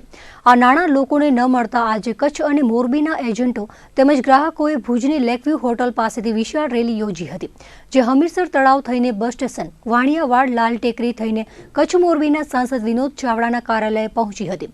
અહીં તેમની અનુપસ્થિતિમાં તેમના અંગત સચિવ ગિરીશભાઈને આવેદનપત્ર પાઠવીને લોકોના સલવાયેલા નાણાં સરકાર પરત અપાવે તેવી માંગ કરાઈ હતી. કંપની લોકોને નાણાં પરત કરે તે માટે ગત 2 ફેબ્રુઆરી 2016માં સુપ્રીમ કોર્ટે હુકમ કર્યો હતો અને 6 માસમાં નાણાં ચૂકવવાનો આદેશ કર્યો હતો. તેમ છતાં 3 વર્ષ થઈ ગયા છે અને કંપની દ્વારા લોકોને નાણાં મળ્યા નથી. ત્યારે આજે કચ્છ મોરબીના એજન્ટો અને ગ્રાહકોએ રેલી યોજીને રજૂઆત કરી હતી. આજે અમે કામ કરી રહ્યા છીએ એજન્ટો. 18 વર્ષથી ભુજમાં એની ઓફિસ છે. 10,000થી 15,000 એજન્ટો કચ્છમાં કામ કરી રહ્યા, કચ્છ મોરબીમાં કામ કરી રહ્યા છે અને 5 લાખથી વધુ અમારા કચ્છ અને મોરબીમાં ગ્રાહકો છે અને એના રૂપિયા છે 300 કરોડથી ઉપરનું પેમેન્ટ અમારું આ PSLમાં ફસાયેલું છે. પણ આ મેટર કોર્ટમાં, સુપ્રીમ કોર્ટમાં જવાથી પૈસા થોડા ડીલે થાય છે. જો આનો ઉકેલ હવે જો PSLના ગ્રાહકને રૂપિયા નહીં મળે તો અમે લાખો વ્યક્તિ ગ્રાહકો થઈ અને હજારોની સંખ્યામાં અમે એજન્ટો થઈ. અમને જો હવે રૂપિયા ટૂંક સમયમાં ચૂંટણીથી પહેલાં જો અમને સપોર્ટ નહીં મળે અને જો અમારા ગ્રાહકને ન્યાય નહીં મળે તો અમે એવું હવે કામ કરવાના થઈ. પહેલું તો અમે કામ કરવાના છે, ચૂંટણીનો બહિષ્કાર કરશી. જેમ 3 રાજ્યમાં જેમ રિઝલ્ટ આવ્યું, રાજસ્થાન, મધ્યપ્રદેશ અને છત્તીસગઢમાં એવું ને એવું રિઝલ્ટ અમે ગુજરાતમાં પણ લાવી દેશી. કારણ કે અમારે પહેલી માંગ એ છે કે અમારા જે કસ્ટમરો છે એ નાના ગરીબો વ્યક્તિના રૂપિયા છે. અમે જે કામ કર્યું છે એ કામ અમારા 8, 10, 15 વર્ષ અમારામાં બગડે છે, પણ ગ્રાહકોને રૂપિયા પાછા મળી જાય એ અમારી માંગ છે. અને જો ગ્રાહકોને રૂપિયા ચૂંટણીથી પહેલાં નહીં મળે તો અમે 100% ચૂંટણીનો બહિષ્કાર કરશી અને જરૂર પડશે તો અમારા વ્યક્તિને પણ અમે નિમણૂક કરશી. લોકસભાની ચૂંટણીને લઈને ધમધમાટ શરૂ થઈ ગયો છે. બીજેપી દ્વારા એક પછી એક ક્લસ્ટર સંમેલન યોજાઈ રહ્યા છે. ગઈકાલે હરિયાણાના સીએમ ખટ્ટરની અધ્યક્ષતામાં પહેલું ક્લસ્ટર સંમેલન પાટણમાં યોજાયું હતું, જ્યારે આજે આણંદ અને સુરેન્દ્રનગર ખાતે 2 વિશાળ ક્લસ્ટર સંમેલનો મળ્યા હતા, જેમાં મુખ્યમંત્રી, નાયબ મુખ્યમંત્રી શિવરાજસિંહ ચૌહાણ, ઓમ માથુર, પુરુષોત્તમ રૂપાલા સહિતના નેતાઓએ કાર્યકરોને માર્ગદર્શન આપ્યું હતું. સુરેન્દ્રનગર ખાતે યોજાયેલા ક્લસ્ટર સંમેલનમાં કચ્છ, રાજકોટ અને સુરેન્દ્રનગરની બેઠક માટે ચર્ચા વિચારણા કરવામાં આવી હતી. સંમેલનમાં 11મી ફેબ્રુઆરી પંડિત દીનદયાળ સમર્પણ દિવસની ભાજપ દ્વારા ઉજવણી કરવામાં આવશે, તેમજ 22મી ફેબ્રુઆરીએ ભાજપ અધ્યક્ષ અમિત શાહ ગુજરાતમાં આવશે અને તેમના નિવાસસ્થાને ઝંડો લહેરાવીને ઘર ઘર ચલો અભિયાનની શરૂઆત કરાવશે. રાજ્યમાં કુલ 25 લાખ ધ્વજ લહેરાવવામાં આવશે. તો 28મી ફેબ્રુઆરીએ નરેન્દ્ર મોદી દ્વારા સંગઠન સંવાદ નામનો કાર્યક્રમ યોજાશે, જેમાં દેશભરના 1 કરોડથી વધુ કાર્યકરોને સંબોધન કરશે. વિડીયો કોન્ફરન્સથી દરેક તાલુકા અને જિલ્લા મથકોએ લાઈવ પ્રસારણ કરવામાં આવશે, જેમાં મેરા બૂથ સબસે મજબૂતના સૂત્ર સાથે બૂથ લેવલ સુધીની કામગીરી પર ભાર મૂકવામાં આવશે. આ કાર્યક્રમમાં તાલુકા અને જિલ્લા કક્ષાના લાઈવ પ્રસારણ યોજાશે. સુરેન્દ્રનગર ખાતેના ક્લસ્ટર સંમેલનમાં મુખ્યમંત્રી વિજયભાઈ રૂપાણી, પુરુષોત્તમભાઈ રૂપાલા, કેસી પટેલ તેમજ પ્રદેશ ભાજપના પ્રભારી ઓમ માથુર સહિતના નેતાઓએ માર્ગદર્શન આપ્યું હતું. આ સંમેલનમાં જિલ્લા ભાજપ પ્રમુખ કેશુભાઈ પટેલની આગેવાનીમાં કચ્છમાં 500 જેટલા આગેવાનો અને કાર્યકરો જોડાયા હતા. કચ્છમાં જેટલા કચ્છી વસે છે તેથી વધુ મહાનગર મુંબઈમાં વસી ગયા છે. કચ્છ અને મુંબઈના આ ગાઢ નાતાનો તેમજ કચ્છીઓની આર્થિક સદ્ધરતાનો ખાનગી વિમાની કંપની વર્ષોથી ભરપૂર ગેરફાયદો ઉઠાવી રહી છે. ત્યારે હવે મુંબઈ એરપોર્ટ પોણા 2 મહિના બંધ રહેવાના કારણે મુંબઈથી ભુજની 35 ફ્લાઇટ રદ થતાં જેટ એરવેઝે ભુજના ભાડામાં તમામ વિક્રમ તોડવા જઈ રહી છે. કચ્છનો દાયકાઓથી મુંબઈ સાથેનો પારિવારિક અને વેપારી સંબંધ ઉપરાંત આ સરહદી જિલ્લામાં થયેલા ઔદ્યોગિકરણને પગલે કચ્છ મુંબઈ વચ્ચે રેલ સેવાની સાથે હવાઈ સેવાનો ઉપયોગ કરનારા પ્રવાસીઓની સંખ્યામાં પણ સતત ઉછાળો થઈ રહ્યો છે. ઝડપી અને આરામદાયક પ્રવાસ માટે શ્રીમંતોની સાથે ઉચ્ચ મધ્યમ વર્ગના લોકો પણ હવે હવાઈ મુસાફરી કરવા લાગ્યા છે. ભુજ મુંબઈ વચ્ચે એર ઇન્ડિયાની સાથે જેટ એરવેઝ પોતાની સેવા ચલાવે છે. એર ઇન્ડિયાની દરરોજ સેવા ન હોવાથી જેટ પર જ પ્રવાસીઓનું ભારણ રહે છે. મજબૂરીનો પૂરેપૂરો ગેરલાભ ઉપાડવા જેટ એરવેઝ વર્ષોથી પાવરદા છે, પરંતુ મુંબઈ એરપોર્ટમાં રનવેના સમારકામના પગલે રીતસરની ઉઘાડી લૂંટ ચલાવવાનું શરૂ કર્યું છે. આગામી 30 માર્ચ સુધી રનવેના સમારકામને પગલે ભુજ મુંબઈ 35 ફ્લાઇટ રદ કરાઈ છે. એરપોર્ટ ઓથોરિટી ઓફ ઇન્ડિયાના નિર્ણયને પગલે જેટ એરવેઝ માટે તો ભાવતું તુને વૈદે કીધુંની ઉક્તિ સાબિત થઈ છે. આવતીકાલે એટલે કે રવિવારે ભુજથી મુંબઈનું જેટ એરવેઝનું ભાડું 26,565 રૂપિયા છે. અમદાવાદથી મસ્કત કે દુબઈ જવું હોય તો તેની ટિકિટના દર પણ ભુજથી મુંબઈ જવા કરતાં ખૂબ જ નીચા છે. કચ્છના વિમાની ઉતારુઓનું કાયમ શોષણ કરતી જેટ એરવેઝ ભાડા વધારવામાં વિક્રમ સર્જી દીધું છે. મુંબઈ એરપોર્ટના રનવેના આરંભાયેલા સમારકામના પગલે જેટ એરવેઝ દ્વારા ભુજ મુંબઈ વિમાની સેવાના દરોમાં તોતિંગ વધારો કરી દેવાયો હોવા અંગે એરલાઇનો મુંબઈના શિરુ પાસેનો સંપર્ક સાધતા તેમણે જણાવ્યું હતું કે ડિમાન્ડ અને સપ્લાયના નિયમ પ્રમાણે ટિકિટના દર બદલાય છે. વધુ ટિકિટ ઉપલબ્ધ હોય ત્યારે દર નીચા હોય છે અને ખાલી સીટો મર્યાદિત રહે ત્યારે ભાવ ઉચકાય છે. આવતીકાલે પણ જે 26,565 દર છે તે પણ આ થિયરી મુજબ લાગુ થયો છે. તો પ્લેનના ભાડા વધારા મુદ્દે કચ્છના સાંસદ વિનોદ ચાવડા પણ હરકતમાં આવ્યા છે. આ બાબતે વિનોદ ચાવડાએ જણાવ્યું હતું કે ભુજ મુંબઈ વચ્ચેના ભાડામાં વધારો થતા જેટ એરવેઝના અમદાવાદ અને મુંબઈ સ્થિત અધિકારીઓનું ધ્યાન દોર્યું છે, તેમજ પ્રવાસીઓને રાહત મળે તેવા ભાડા રાખવા પણ જણાવ્યું છે. પોલીસની સાથે સંયુક્ત કામગીરી કરવા માટે સરકાર દ્વારા હોમગાર્ડ, જીઆરડી અને એસઆરડીની નિમણૂક કરવામાં આવે છે, પરંતુ સરકાર દ્વારા સમયસર પગાર આપતો ન હોવાથી જવાનો મુશ્કેલીમાં મુકાયા છે. કચ્છમાં ફરજ બજાવતા 1200 જેટલા કર્મચારીઓને 3 માસની પગાર ચૂકવાયો નથી, જેથી તેઓ મુશ્કેલીમાં મુકાયા છે. જીઆરડી એટલે ગ્રામ્ય રક્ષક દળ, જે વિવિધ પોલીસ મથકોની અંડરમાં રાત્રે ગ્રામ્ય વિસ્તારમાં નાઇટ પેટ્રોલિંગ કરતી હોય છે અને તેઓ રોજંદાર તરીકે ફરજ બજાવે છે. તેવી જ રીતે એસઆરડી એટલે શહેરી રક્ષક દળ, જે ટ્રાફિક પોલીસની સાથે કામગીરી કરે છે. તો હોમગાર્ડ પણ ટ્રાફિક અને નાઇટ ડ્યુટીમાં પોતાની સેવા આપે છે. વિસ્તારની દ્રષ્ટિએ અતિ વિશાળ જિલ્લામાં દરેક સ્થળે પોલીસ પહોંચી ન શકે તે માટે નાઇટ પેટ્રોલિંગ માટે ગ્રામ્ય રક્ષક દળની નિમણૂક કરવામાં આવે છે. જીઆરડી, એસઆરડી અને હોમગાર્ડમાં ફરજ બજાવતા લોકો પાસેથી કોઈ પણ પ્રકારની લાયકાત લેવામાં આવતી નથી. અભણ વ્યક્તિ પણ સેવા આપી શકે અને દૈનિક સરકારના ધારાધોરણ મુજબ 150 થી 300 રૂપિયાનું વેતન મેળવી શકે છે. જીઆરડી અને એસઆરડીમાં ફરજ બજાવતા લોકો જરૂરિયાતમંદ હોય છે, પરંતુ તેમને જ સમયસર વેતન ન મળે તો ઘર ચલાવવામાં મુશ્કેલી સર્જાતી હોય છે. અને જો 3 માસ સુધી પગાર ન મળે તો કેવી હાલત થાય છે તે વિચારી શકાય તેમ છે. આ અંગે હોમગાર્ડના કમાન્ડન્ટ અને ડીવાયએસપી જે.કે. જયસ્વાલે જણાવ્યું હતું કે ગ્રાન્ટની તકલીફ હોવાથી પગાર થયો નથી. તો હોમગાર્ડના સિનિયર ક્લાર્ક મનીષ ત્રિવેદીએ જણાવ્યું હતું કે જિલ્લામાં હાલ 460 જેટલા હોમગાર્ડના જવાનો છે, જેમની પગારની સમસ્યા છે. ગ્રાન્ટના કારણે 10મા મહિના બાદથી પગાર ચૂકવાયો નથી. આ સંદર્ભે સરકારમાં રજૂઆતો પણ કરવામાં આવી છે. ગ્રાન્ટ મળ્યા બાદ તાત્કાલિક ચૂકવણું કરી દેવામાં આવશે તો જીઆરડી અને એસઆરડીની કામગીરી સંભાળતા હેડક્વાર્ટરના પીએસઆઈ આર.ડી. ઝાલાએ જણાવ્યું હતું કે ગ્રાન્ટની તકલીફ તો છે જ, પણ હાલ જે નવી ભરતી કરવામાં આવી છે અને દર મહિને કર્મચારીઓનો પગાર બેંક એકાઉન્ટમાં જમા થતો હોય છે અને તમામ કર્મચારીઓના એકાઉન્ટ સ્ટેટ બેંક ઓફ ઇન્ડિયામાં હોવા જરૂરી છે, પરંતુ અમુક કર્મીઓ ખાતાની માહિતી સમયસર આપતા ન હોવાથી પણ પગાર સમયસર આપી શકાતો નથી. આવી નાની સમસ્યા અને સરકાર ગ્રાન્ટ રિલીઝ ન કરતી હોવાથી નાના કર્મચારીઓને પગારથી વંચિત રહેવું પડે છે. પરંતુ હવે આ ગ્રાન્ટ ક્યારે આવશે અને કર્મચારીઓને ક્યારે પગાર મળશે તે મોટો પ્રશ્ન છે. કચ્છથી પવિત્ર યાત્રાધામ વૈષ્ણો દેવીને જોડતી ટ્રેન સેવાની લાંબા સમયથી માંગ કરવામાં આવતી હતી, ત્યારે અંતે પશ્ચિમ રેલવે દ્વારા સર્વોદય એક્સપ્રેસને ગાંધીધામ સુધી લંબાવવામાં આવતા ગઈકાલે આ ટ્રેન ગાંધીધામ આવી પહોંચતા તેને ઉષ્માભેર આવકાર અપાયો હતો. તો આ રેલવે સ્ટેશને વિવિધ પ્રવાસી સુવિધાઓનું ખાતમુહૂર્ત પણ કરાયું હતું. કટરા વૈષ્ણોદેવી ગાંધીધામ સર્વોદય એક્સપ્રેસ ગઈકાલે ગાંધીધામ રેલવે સ્ટેશને પહોંચી આવતા સાંસદ વિનોદ ચાવડા તેમજ પંજાબી સમાજના લોકોએ ઉમળકાભેર સ્વાગત કર્યું હતું. આ પ્રસંગે સાંસદ વિનોદ ચાવડાએ જણાવ્યું હતું કે હમસફર સહિતની વધુ 2 ટ્રેનોની તુરંતમાં કચ્છને ભેટ મળશે, જેમાં ગાંધીધામથી વધુ એક હમસફર એક્સપ્રેસ ટ્રેન તેમજ દિલ્હીને સાંકળતી ટ્રેનનો સમાવેશ થાય છે. છેલ્લા 4.5 વર્ષ દરમિયાન કચ્છના રેલવે સ્ટેશનો માટે જે સુવિધાઓની માંગણી કરાઈ છે તે પૂરી થતા કચ્છીઓ વતી સાંસદે ભારત સરકાર અને રેલવે મંત્રીનો પણ આભાર વ્યક્ત કર્યો હતો. પંજાબી સમાજ વતી જગતારસિંઘે પ્રાસંગિક વક્તવ્ય આપ્યું હતું. તેમણે જણાવ્યું હતું કે 2009થી પંજાબ માટે સીધી ટ્રેન આપવાની જે માંગ હતી તે પૂર્ણ થઈ છે, તેથી સમસ્ત પંજાબી સમાજમાં હર્ષની લાગણી છે. આ પ્રસંગે તેમણે સાંસદના પ્રયત્નોને પણ બિરદાવ્યા હતા. તો આ ટ્રેનને શ્રીનગર સુધી લંબાવાય તેવો અનુરોધ પણ કર્યો હતો. તો આ પ્રસંગે ગાંધીધામ રેલવે સ્ટેશન પર ₹5 કરોડના ખર્ચે થનારા વિવિધ વિકાસ કામોનું સાંસદ વિનોદ ચાવડાના હસ્તે ખાતમુહૂર્ત કરવામાં આવ્યું હતું. તો પ્રવાસીઓ માટેની લિફ્ટની સુવિધાના લોકાર્પણ સાથે વાઈફાઈની સુવિધાનું ઉદ્ઘાટન કરાયું હતું.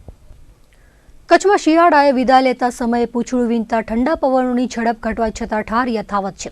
જિલ્લાના 3 સ્થળોએ લઘુત્તમ તાપમાનનો પારો સિંગલ ડિજિટમાં નોંધાયો હતો, જ્યારે ભુજમાં પણ 10.2 ડિગ્રી લઘુત્તમ તાપમાન નોંધાતા સર્વત્ર ઠારનો માર અનુભવાયો હતો. ઉત્તર ભારતમાં ફરીથી શરૂ થયેલી હિમવર્ષા તેમજ રાજસ્થાનમાં સર્જાયેલા અપર એર સર્ક્યુલેશનને પગલે કચ્છના વાતાવરણમાં પણ પરિવર્તન આવ્યું છે. છેલ્લા 4 દિવસથી ફૂંકાઈ રહેલા ઠંડા વાયરાની ઝડપમાં આજે ઘટાડો થયો હોવા છતાં ઠાર યથાવત રહ્યો છે અને ગઈકાલની તુલનાએ તાપમાનનો પારો ગગડ્યો હતો. નલિયામાં લઘુત્તમ તાપમાનનો પારો 5.8 ડિગ્રીએ સ્થિર થતા નલિયા રાજ્યનું સૌથી ઠંડુ મથક બન્યું હતું. છેલ્લા 2 દિવસમાં તાપમાનનો પારો 5 ડિગ્રીથી વધુ નીચે ઉતરતા નલિયાવાસીઓ રીતસરના ધ્રુજી ઉઠ્યા હતા. દિવસ દરમિયાન પણ ઠંડીને કારણે સૂર્યનો તાપ નિસ્તેજ જણાયો હતો. બીજી તરફ કંડલા એરપોર્ટમાં લઘુત્તમ તાપમાન 7.8 ડિગ્રી, જ્યારે નવા કંડલામાં 9.5 ડિગ્રી તાપમાન નોંધાતા આદિપુર ગાંધીધામ પંથકમાં ઠંડીનો ચમકારો અનુભવાયો હતો. જિલ્લા મથક ભુજમાં પણ 10.2 ડિગ્રી તાપમાન રહેતા કાતિલ ઠંડીની અનુભૂતિ થઈ હતી. કચ્છ સહિત રાજ્યભરમાં રેશનિંગ વેપારીઓ દ્વારા 2 દિવસની હડતાળની જાહેરાત કરવામાં આવી છે. આવતીકાલે 10 અને 11 ફેબ્રુઆરીએ 2 દિવસ સુધી રેશનિંગના વેપારીઓ રાજ્યવ્યાપી હડતાળ કરશે. કમિશન વધારા સહિતની માંગ સાથે વેપારીઓએ હડતાળની ચીમકી ઉચ્ચારી છે. કચ્છ જિલ્લા ફેર પ્રાઇસ શોપ એસોસિએશનના પ્રમુખ મનુભા જાડેજાએ જણાવ્યું હતું કે રાજ્યના એસોસિએશનના આદેશને પગલે આ હડતાળમાં કચ્છના 648થી વધુ વેપારીઓ જોડાશે. રેશનિંગ વેપારીઓની આ 2 દિવસની હડતાળને લઈને આખા રાજ્યમાં ગરીબોને ઘઉં, ચોખા, ખાંડ, કેરોસીન સહિતનો પુરવઠો નહીં મળે તેવું બની શકે છે. વ્યાજબી ભાવની દુકાન સંચાલકોના પ્રશ્નો મુદ્દે સરકારને ચીમકી આપવામાં આવી છે. બાદમાં પણ જો કમિશનનો પ્રશ્ન હલ ન થાય તો રાજ્યભરમાં વ્યાજબી ભાવના દુકાનદારો પ્રતિક હડતાળ પાડશે તથા ધરણા પર ઉતરશે એવી ચીમકી પણ ઉચ્ચારવાની સાથે 1 માર્ચથી વેપારીઓ દ્વારા વિતરણ વ્યવસ્થા પણ બંધ કરાશે. વિધાનસભાની ચૂંટણી પહેલા જ વેપારીઓ માંગણી કરી રહ્યા છે, પરંતુ હવે લોકસભાની ચૂંટણી સામે આવીને ઊભી છે. ત્યાં સુધી રેશનિંગના સંચાલકોની માંગ સંતોષાઈ નથી. કચ્છના આટપટા ક્રીક વિસ્તારમાં કઠિન પરિસ્થિતિ વચ્ચે બીએસએફના જવાનો દેશની રખેવાળી કરી રહ્યા છે, ત્યારે તેમને કોઈ પણ પ્રકારની અસુવિધા ન થાય તે માટે તમામ પ્રયાસો કરાશે તેવું ગુજરાત ફ્રન્ટિયર આઈજી GS મલિકે જણાવ્યું હતું. શુક્રવારે કચ્છની મુલાકાતે આવેલા આઈજી શ્રી મલિકે કોટેશ્વર ખાતે બીએસએફ કેમ્પને ખુલ્લો મૂક્યો હતો, તેમજ જેટી ઉપર સીમા સુરક્ષા દળે લગાવેલા RO પ્લાન્ટનું લોકાર્પણ કર્યું હતું. ત્યારે અહીંની જેટી પર આવતા માછીમારો તેમજ પ્રવાસીઓ માટે RO પ્લાન્ટ આશીર્વાદરૂપ બની રહેશે. આ ઉપરાંત આઈજી GS મલિકે બોટ મારફતે ક્રીક વિસ્તારની મુલાકાત લઈને જાત નિરીક્ષણ કર્યું હતું. તો બુધવારે ક્રીક વિસ્તારમાંથી પકડાયેલી પાકિસ્તાની બોટ અને 2 ઘૂસણખોર અંગેની વિગતો સ્થાનિક અધિકારીઓ પાસે મેળવી હતી. નર્મદા સર્વદેના નારા વચ્ચે કચ્છમાં નર્મદા કેનાલ વાટે સિંચાઈનું પાણી આપવાની વાતો ઘણી થઈ, પરંતુ વાસ્તવિકતા પર ડોક્યું કરતા કચ્છ બ્રાન્ચ કેનાલના કામમાં થતા વિલંબને કારણે લિંક બ્રાન્ચ કેનાલનું કામ અટકી પડ્યું છે. કચ્છમાં 7 લિંક કેનાલથી ઠેર ઠેર જળાશયોમાં પાણી ભરવા અને ખેડૂતોને સિંચાઈ માટેનું પાણી આપવાની યોજનાનું હાલ પડીકું વળી ગયું છે. નર્મદાની કચ્છ બ્રાન્ચ કેનાલની વિસ્તૃત વાત કરીએ તો મઢુતરાથી માંજુવાસ થઈને છેક મોડકુબા સુધીની સફર છે. સલીમગઢ 0 પોઈન્ટથી શરૂ કરીને મોડકુબા સુધી 375 કિલોમીટરની કચ્છ બ્રાન્ચ કેનાલમાં ગાંધીધામ, મુન્દ્રા અને માંડવીમાં ટુકડે 35 કિલોમીટરનું કામ બાકી છે. જમીન સંપાદનના જટિલ કાયદાઓને કારણે નર્મદા કેનાલનું કામ ટલે ચડ્યું છે. ઉત્તર ગુજરાત અને સૌરાષ્ટ્રની મેઇન કેનાલોનું કામ સંપન્ન થઈ ગયું છે. ઉત્તર ગુજરાતમાં તો પેટા કેનાલ અને સબ બ્રાન્ચ કેનાલ સહિતની મોટા ભાગની કામગીરી પૂરી થઈ ચૂકી છે. સૌરાષ્ટ્રમાં સૌની યોજના હેઠળ ધમધોકાર કામો ચાલી રહ્યા છે, પરંતુ કચ્છને સરકાર હળાહળ અન્યાય કરતી હોય તેમ લાગી રહ્યું છે. કચ્છની નપાણી નેતાગીરીને કારણે કચ્છને મળતું પાણી અટકી રહ્યું છે. નર્મદા માટે કોઈ સત્તાધારી ધારાસભ્ય બોલવા તૈયાર નથી. રાજકીય ઈચ્છાશક્તિના અભાવે ટલે ચડેલી KBCની કામગીરીને કારણે 7 લિંક કેનાલની કામગીરી ખોરંભે ચડી છે.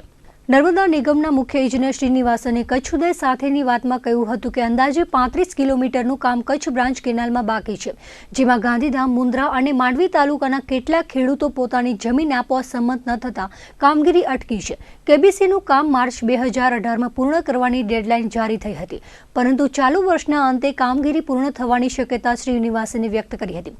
તો હાલ સરકારે કચ્છ બ્રાન્ચ કેનાલનું કામ પૂર્ણ નહીં થાય ત્યાં સુધી લિંક કેનાલનું કામ સ્થગિત કરી દીધું છે. એ માટે પણ કોઈ નેતાઓ બોલવા તૈયાર નથી. કચ્છને આ પ્રકારનો અન્યાય શા માટે કરાઈ રહ્યો છે તેવા વેધક સવાલો કચ્છ ડેવલપમેન્ટ કાઉન્સિલના ચેરમેન અશોક મહેતાએ કર્યા હતા. તેમણે સરકારના આ નિર્ણયની ટીકા કરતા કહ્યું હતું કે વર્ષોથી ચાલતી કામગીરી હજુ પૂર્ણ થઈ નથી. જમીન સંપાદનના જટિલ કાયદાઓને કારણે KBCનું કામ ટલે ચડતા 7 લિંક કેનાલનું કામ ખોરંભે ચડાઈ દેવાયું છે. ઉત્તર ગુજરાતમાં તમામ કામો પૂર્ણ થઈ ગયા. સૌરાષ્ટ્રમાં પણ તમામ કામો ધમધોકાર ચાલી રહ્યા છે. જ્યારે કચ્છમાં 1 MF પાણી આપવા માટે 4800 કરોડના બજેટનું કામ શરૂ થઈને પૂર્ણતાએ પહોંચ્યું છે. ત્યાં સુધી 10,000 કરોડનું બજેટ થઈ ગયું છે, પરંતુ તેમાં પણ સરકારે હજુ સુધી માત્ર 3,000 કરોડ જ વાપર્યા છે. લિંક કેનાલોનું કામ નર્મદા નિગમને કરવાનું નથી. આ કામ જળ સિંચાઈ વિભાગ દ્વારા કરાશે, પરંતુ હાલ સરકારે જળ સિંચાઈ વિભાગ દ્વારા કરાતી કામગીરી અટકાવી દીધી છે, જે કચ્છ માટે અન્યાય કરતા કહી શકાય. કચ્છ બ્રાન્ચ કેનાલનું ખોરંભે ચડેલું કામ છેક વર્ષ 2006માં શરૂ થયું છે તેવું કચ્છ ડેવલપમેન્ટ કાઉન્સિલના ચેરમેન અશોક મહેતાએ કહ્યું હતું. જ્યારે નર્મદા નિગમના ડાયરેક્ટર મુકેશભાઈ ઝવેરી કહે છે કે 2011માં કામ શરૂ થયું છે. આ બંને વિરોધાભાસી નિવેદનોની ઊંડાણથી ચર્ચા કરીએ તો અશોક મહેતાએ કહ્યું હતું કે અગાઉથી કચ્છમાં ગ્રેવિટીથી પાણી આપવાની વાત હતી. તે વખતે કેશવજી દેઢિયા અને ધીરુભા જાડેજા સહિતના આગેવાનો ઝુંબેશ ઉપાડેલી. જળ સંકટ નિવારણ સમિતિએ પણ કચ્છમાં નર્મદા નીર માટે જહેમત ઉઠાવી હતી. તો બાબુભાઈ મેઘજી શાહ જ્યારે નાણાં પ્રધાન હતા ત્યારે નર્મદાના નીર માટે કચ્છ ભુજમાં પ્રધાનમંડળની બેઠક યોજી હતી, જેમાં કચ્છમાં ગ્રેવિટીથી પાણી આપવા માટેનું ઠેરવાયું હતું. પરંતુ બાદમાં નર્મદા નિગમના ઇજનેરોએ ટેકનિકલી રીતે તે શક્ય ન હોવાનું જણાવીને લિફ્ટ કરીને જ પાણી આપવાનું નક્કી થયું હતું. આવા દાવાઓ સાથે અશોક મહેતાએ 2006માં પ્રથમવાર KBCની બનાસકાંઠામાં 20 કિલોમીટર અને કચ્છમાં 20 કિલોમીટર કેનાલને મંજૂરી મળી હતી અને કામ શરૂ થયા બાદ બંધ પણ થઈ ગયું હતું. ત્યારબાદ નર્મદા નિગમમાં મુકેશભાઈ ઝવેરી આવ્યા બાદ 2010થી પુનઃ કામગીરીને વેગ મળ્યો. જો કે મુકેશ ઝવેરી 2011થી કામ શરૂ થયું હોવાનું જણાવે છે, જ્યારે અશોક મહેતાના મતે 2014માં કચ્છ બ્રાન્ચ કેનાલનું કામ પૂર્ણ કરવાની ડેડલાઇન હતી, પરંતુ 2019 સુધી પણ કામ પૂર્ણ થયું નથી તેવું ખેદ સાથે કહ્યું હતું. કચ્છ બ્રાન્ચ કેનાલનું કામ નર્મદા નિગમના ઇજનેરના મતે 35 કિલોમીટરનું કામ બાકી છે, જ્યારે ડાયરેક્ટર મુકેશ ઝવેરીના જણાવ્યા પ્રમાણે 17 કિલોમીટર કામગીરી બાકી છે, જેમાં કેટલાક ખેડૂતો પોતાની જમીન આપવા તૈયાર નથી, તેથી કામગીરી અટકી છે. પરંતુ ખેડૂતોને સમજાવવા માટેના પ્રયાસો કરાઈ રહ્યા છે. લોકસભામાં થયેલ ઠરાવ મુજબ ખેડૂતોની સંમતિ વિના જમીન સંપાદિત ન થઈ શકે તેવું તેમણે જણાવીને કેટલાક ખેડૂતો પોતાની જમીન છોડવા તૈયાર નથી, પરંતુ તેમને સમજાવીને જેમ બને તેમ સત્વરે કામ આગળ વધે તેવા પ્રયાસો કરતા હોવાનું અંતમાં તેમણે ઉમેર્યું હતું. કચ્છમાં મેઇન કેનાલમાંથી 7 જેટલી લિંક કેનાલ નીકળવાની છે, જેમાં એક ફતેહગઢથી સારણ સરોવર સુધી જશે. બીજી દુધઈ સબ બ્રાન્ચ કેનાલ તરીકે ઓળખાશે, જે દુધઈથી બન્નીના ઘાસિયા મેદાનો સુધી વિસ્તારમાં આવશે. તો ટપ્પર ડેમમાંથી 3 લિંક કેનાલો નીકળશે, જેમાં એક નોર્ધર લિંક કેનાલ જે ધાણેટી, મમુવારા, રૂકમાવતી ડેમ, મથલ ડેમ થઈને નરા સુધી પહોંચશે. બીજી high contour storage link canal નીકળશે, જે ટપ્પરથી સત્તાપર સુધી પહોંચીને તેના 2 ફાંટા પડવાના છે, જેમાંથી એક રત્નાલ, લેર, ભારાપર, નારાયણપર, એડમંડ ડેમથી જમારા તરફ આગળ વધશે અને બીજી સત્તાપરથી ભુવડ, ખેંગારસાગર, વિજયસાગર, ખરોડ ડેમ, કણકાવટી સાનંદ્રો તરફ જશે. છઠ્ઠી high contour canal Kumbhariya, Ratadiya, Gajor dam, Berachiya ડેમમાંથી નીકળશે. 7મી link canal extension of KBC તરીકે ઓળખાશે, જે મોડકુબાથી છેક નારાયણ સરોવર સુધી જવાની છે. આમ 7 લિંક કેનાલો કચ્છ માટે જીવાદોરી બની રહેશે, પરંતુ હાલ સરકારે કચ્છની આશા અપેક્ષાઓ પર પાણી ફેરવી દીધું હોય તેવું લાગી રહ્યું છે. અબડાસા વિધાનસભા વિસ્તારના નખત્રાણા, અબડાસા અને લખપતે ત્રણેય તાલુકાઓ ભારતના પશ્ચિમી છેવાડે અને આંતરરાષ્ટ્રીય સરહદે આવેલા અતિ પછાત તાલુકાઓ છે અને મુખ્યત્વે વરસાદ આધારિત ખેતી તેમજ પશુપાલન વ્યવસાય જ છે. આ તાલુકાઓના છચી બંદર, જખૌ, નારાયણ સરોવર, કોટેશ્વર, લખપત, હરામી નાળા વિસ્તારમાં પાતાળમાં પણ પીવા લાયક પાણી નથી.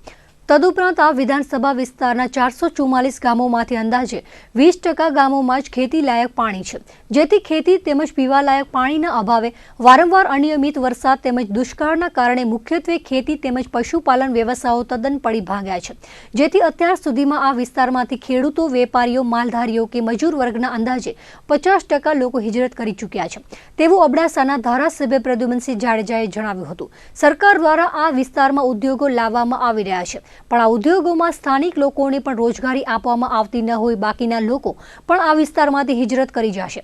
માટે જો ખેતીને પીવા માટે ચોમાસામાં નર્મદાના વહી જતા વધારાના ઓવરફ્લોના પાણીથી પશ્ચિમ કચ્છમાં મીઠી ડેમ, ગોધાતળ, રુદ્રમાતા, કનકાવતી, નિરોણા, ભૂખી, નરા, અદોછની, ગજણસર, મથલ, બેરાચિયા અને બાલાચોર જેવા ફક્ત હયાત ડેમોમાં વધારાના ઓવરફ્લોના પાણીથી ભરી આપવામાં આવે તો સ્થાનિક લોકોને ખૂબ જ ફાયદાકારક રહે અને દુષ્કાળ જેવી વિપરીત પરિસ્થિતિમાં ઉપયોગી રહે તેવી માંગણી તેમણે કરી હતી.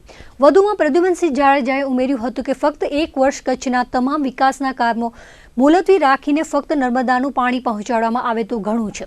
ફક્ત મોડકુબાથી નારાયણ સરોવર અંદાજે 100 કિલોમીટર તેમજ દુધઈથી નરા સુધી અંદાજે 150 કિલોમીટરનું કામ કરી નર્મદાનું પાણી ફાળવવા કાર્ય કરવામાં આવે તેમજ આ કાર્ય માટે અબડાસા વિધાનસભા મત વિસ્તારમાં તો લોકફાળો ભરવા પણ દાતાઓ તૈયાર કરી સરકારને સહયોગ આપવાની ખાતરી તેમણે આપી હતી.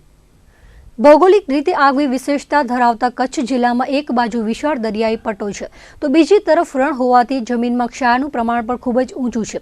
ક્ષારના પ્રમાણને આગળ વધતું અટકાવવા તંત્ર દ્વારા વિવિધ પગલાં ભરાતા હોય છે, ત્યારે હાલ પણ 16 કરોડના ખર્ચે 2 બંધારાનું નિર્માણ કાર્ય ચાલી રહ્યું છે. આ અંગે વિસ્તૃત વાત કરીએ તો ગુજરાત રાજ્યના 1600 કિલોમીટરના દરિયાઈ પટ્ટા પૈકી અંદાજે 460 કિલોમીટરનો વિસ્તાર કચ્છમાં આવેલો છે. વિશાળ દરિયાઈ પટ્ટાને કારણે કાંઠાળ વિસ્તારમાં ક્ષારનું પ્રમાણ ખૂબ જ ઊંચું જોવા મળે છે. બીજી તરફ રણ વિસ્તાર પણ મોટો હોવાથી રણકાંધીના ગામો પણ ક્ષારથી બાકાત રહ્યા નથી. ક્ષારના ઊંચા પ્રમાણથી જમીનમાં ખારાશ વધે છે, તેની સાથે મીઠા પાણીના સ્ત્રોત પણ ઘટી રહ્યા છે. સિંચાઈ વિભાગ દ્વારા આવા વિસ્તારોમાં બંધારા બંધાતા હોય છે, ત્યારે વર્તમાને કચ્છમાં પણ 2 બંધારા બાંધવાના કામનો ધમધમાટ ચાલી રહ્યો છે. આ બાબતે કચ્છ સિંચાઈ વિભાગના અધિક્ષક ઇજનેર શ્રી કોટવાલે જણાવ્યું હતું કે લખપત તાલુકાના મિયારો ગામે 5 કરોડના ખર્ચે 2.4 કિલોમીટર લાંબી દિવાલ બની રહી છે, જ્યારે રાપર તાલુકાના પલાસવા ગામે 11 કરોડના ખર્ચે 4 કિલોમીટર લાંબી દિવાલ એટલે કે બંધારો બનાવવાનું કામ ચાલી રહ્યું છે. વધુમાં તેમણે ઉમેર્યું હતું કે ખાવડાના કાંડવાંડ માટેનું ટેન્ડર કામ પ્રગતિમાં છે, જ્યારે રાપર તાલુકાના જોધપુર વાંડમાં પણ બંધારો બનવાનું આયોજન છે. વર્ષ 2000 બાદ કચ્છમાં 54 બંધારા બન્યા હોવાનું તેમણે ઉમેર્યું હતું. કચ્છમાં આવેલા વિનાશક ભૂકંપ બાદ થયેલો ઔદ્યોગિક વિકાસ હવે ખેડૂતો માટે વિનાશ બનતો હોય તેવું લાગી રહ્યું છે. પૂર્વ કચ્છમાં ઔદ્યોગિક પ્રદૂષણને કારણે ખેડૂતો પાયમાલ બન્યા છે. ઉપજાઉ જમીનો બંજર બનતા ખેડૂતોની દશા બેઠી છે. સરકારની ગાઈડલાઇનની એસી કી તૈસી કરીને ઝેર રોકતા ઉદ્યોગો સામે કડક કાર્યવાહી કરાય તેવી લોકમાંગ ઉઠી છે. પ્રાપ્ત વિગતો મુજબ પૂર્વ કચ્છમાં ગાંધીધામ બાદ વાગડના ભચાઉ સુધી વિસ્તરેલા અનેક ઉદ્યોગોને કારણે ફેલાતા પ્રદૂષણથી ખેડૂતો બેહાલ બન્યા છે. મીઠી રોહર, ભીમાસર, વરસાણા, લુણવા, ચોપડવા, મોરગર, ભચાઉ, સામખિયાળી, લાકડિયા સહિતના વિસ્તારોમાં કંપનીઓને કારણે ફેલાતા હવા, પાણી અને જમીનના પ્રદૂષણથી ખેડૂતોનો મરો થયો છે. કાર્બન ડાયોક્સાઇડ યુક્ત ધુમાડાઓ હવામાં છોડાઈ રહ્યા છે તેમજ કેમિકલ યુક્ત પાણી ખુલ્લેઆમ છોડીને ખેડૂતોની ઉપજાઉ જમીનને હાનિ પહોંચાડી રહી છે. ભૂકંપ બાદ થયેલા ઔદ્યોગિક વિકાસનો વિનાશ 2 દાયકાઓમાં સામે આવ્યો છે. પૂર્વ કચ્છના પ્રદૂષણ નિયંત્રણ વિભાગના અધિકારીઓ પણ આંખ આડા કાન કરી રહ્યા છે. લોકો તેમજ ખેડૂતો દ્વારા થતી અનેક રજૂઆતો છતાં કોઈ જ પગલાં લેવામાં આવતા નથી. કંપનીઓ ઔદ્યોગિક નીતિ નિયમોનો ખુલ્લેઆમ ભંગ કરે છે. લોકો દ્વારા ફરિયાદ કરાઈ છે તે જીપીસીબીના જવાબદારો જે તે કંપનીમાં જઈને તેમની સાથે સેટિંગ કરી લેતા હોવાની ચર્ચાઓ પણ જાગી રહી છે. ખેડૂતોની ફરિયાદ બાદ કોઈ કાર્યવાહી કરવામાં આવતી નથી. ત્યારે પૂર્વ કચ્છની જીપીસીબી કચેરીમાં કેટલી ફરિયાદો આવી અને તેના સંદર્ભે શું કાર્યવાહી થઈ તેની તપાસ કરવામાં આવે તો જીપીસીબીના ભ્રષ્ટાચારનો પર્દાફાશ થઈ શકે. જાણકારોનું માનીએ તો સ્થાનિક જીપીસીબીના અધિકારી પર ગાંધીનગરથી રેલો આવે છે ત્યારે તે રજામાં ઉતરી જાય છે. ત્યારે પ્રદૂષણને અટકાવવા પહેલ પ્રદૂષણના અટકાયતી પગલાં લેતા જવાબદારો દ્વારા આચરાતા ભ્રષ્ટાચારને અટકાવે તેવી માંગ ખેડૂતો કરી રહ્યા છે. ગાંધીધામના મીઠી રોહર ઉપરાંત ભીમાસર, વરસાણા અને નાની ચિરઈમાં કેમિકલ યુક્ત પાણી છોડવામાં આવે છે. ખુલ્લેઆમ પ્રદૂષિત પાણી નદી, નાળા અને છેલાઓમાં છોડવામાં આવતા ખેડૂતોની જમીન ખરાબ થઈ ગઈ છે. પાતાળના પાણી પણ ઝેરી બની ગયા છે. માટે પ્રદૂષણ ફેલાવતી આવી કંપનીઓ સામે કડક કાર્યવાહી કરાય તેવી માંગ ઉઠી છે. કચ્છમાં ફેલાતા ઔદ્યોગિક પ્રદૂષણ સામે લોકપ્રતિનિધિઓ પણ ચૂપકીદી સેવી બેઠા છે. નપાણી નેતાગીરીને કારણે ખેડૂતો પાયમાલ થઈ રહ્યા છે. ત્યારે આ મામલે રાજકીય રીતે પણ હસ્તક્ષેપ કરવાની માંગ ખેડૂતો દ્વારા કરાઈ હતી. સાથે જો હવે પ્રદૂષણ અટકાવવામાં નહીં આવે તો આગામી દિવસોમાં ખૂબ જ કપરી પરિસ્થિતિ નિર્માણ પામશે. માટે રાજકીય લોકપ્રતિનિધિઓ પ્રજાના હિતાર્થે આગળ આવે તેવી માંગ ઉઠી છે. દેશમાં મોદી સરકાર બન્યા બાદ સ્વચ્છતા પર સૌથી વધુ ભાર મુકાયો છે અને સ્વચ્છ ભારતના નિર્માણ માટે લોકોની અપીલ કરાઈ રહી છે. પરંતુ તેની અમલવારી દેશભરમાં ક્યાંય પણ દેખાતી નથી. સાથે જ પ્લાસ્ટિકના વપરાશથી પર્યાવરણની સાથે રખડતા પશુઓને પણ નુકસાની થાય છે.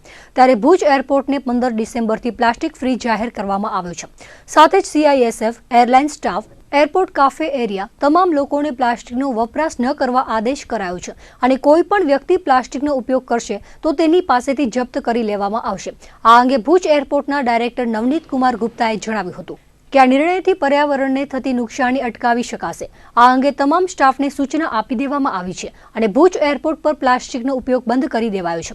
સાથે જ હવે 15મી ફેબ્રુઆરીથી ભુજ એરપોર્ટ પર આવતા પ્રવાસીઓ માટે પણ આ નિયમ લાગુ કરવામાં આવશે અને તમામ પ્રવાસીઓના સામાનની ચેકિંગ CISF દ્વારા કરવામાં આવશે. કોઈ પ્રવાસી પોતાના સામાનમાં પ્લાસ્ટિકની વસ્તુઓ લઈ જઈ નહીં શકે અને જો તેના સામાનમાંથી પ્લાસ્ટિકની વસ્તુઓ મળશે તો તેને જપ્ત કરવામાં આવશે અને એકાદ માસ બાદ સરકારના નિયમોની જોગવાઈ મુજબ દંડ પણ કરવામાં આવશે.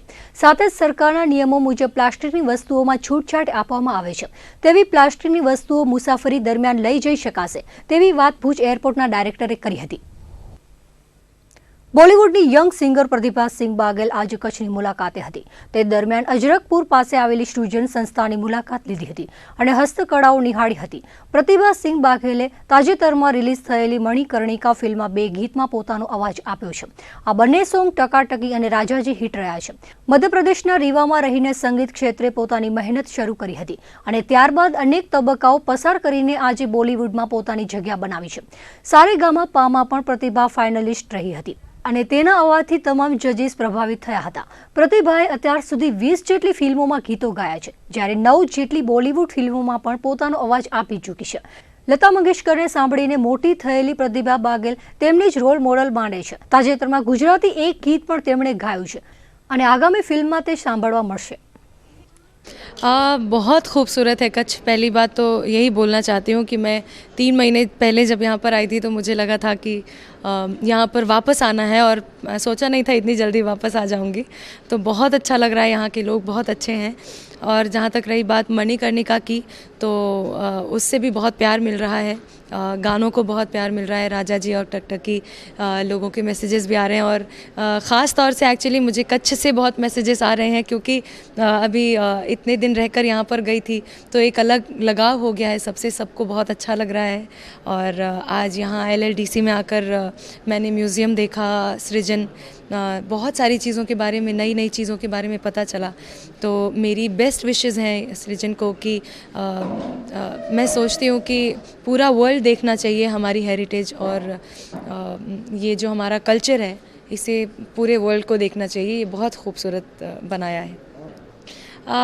गुजराती जो गाना है अभी तक उसके बारे में आगे का तो मुझे नहीं पता कि वो क्या है, लेकिन मैंने जैसे कि थोड़ी देर पहले बताया कि उसका एक फ़र्स्ट लाइन ही मुझे सिर्फ याद है, आ डोर ने कदापि टूटवा न दो।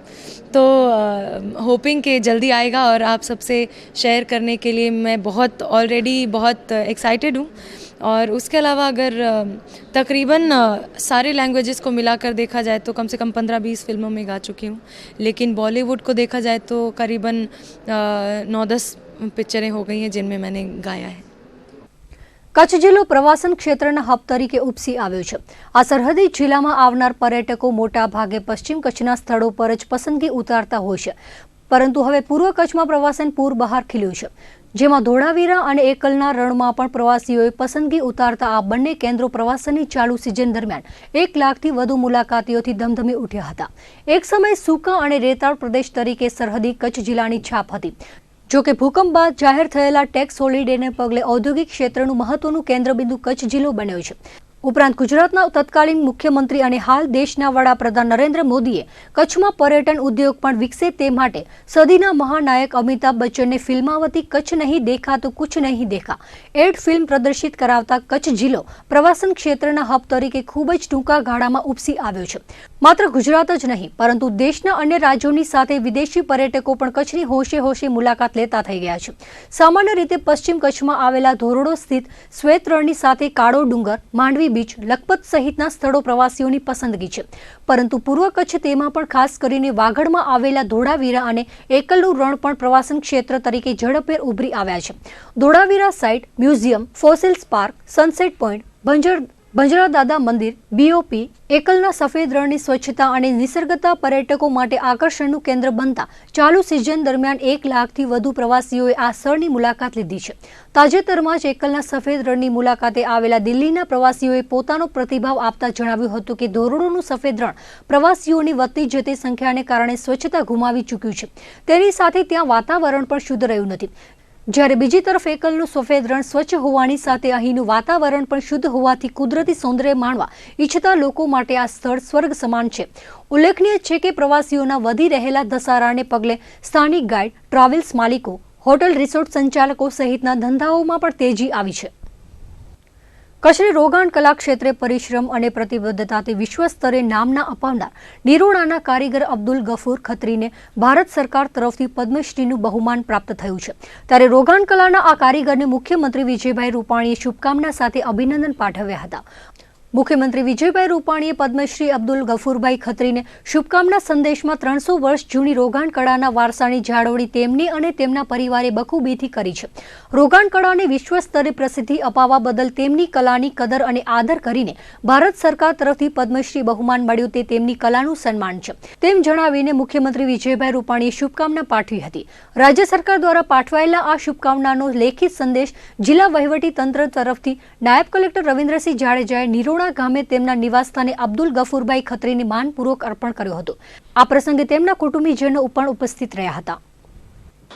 વર્ષ 2019 માટેનું હાલમાં જ મારે ભારત સરકાર શ્રી દ્વારા પદ્મશ્રી સન્માન માટે જે ઘોષણા કરવામાં આવી એના સંદર્ભે માનનીય મુખ્યમંત્રી શ્રી ગુજરાત વિજય રૂપાણી સાહેબે હમણાં જ મને અભિનંદન જે સર્સ મોકલ્યો છે એના માટે હું એમનો ખૂબ ખૂબ આભારી છું।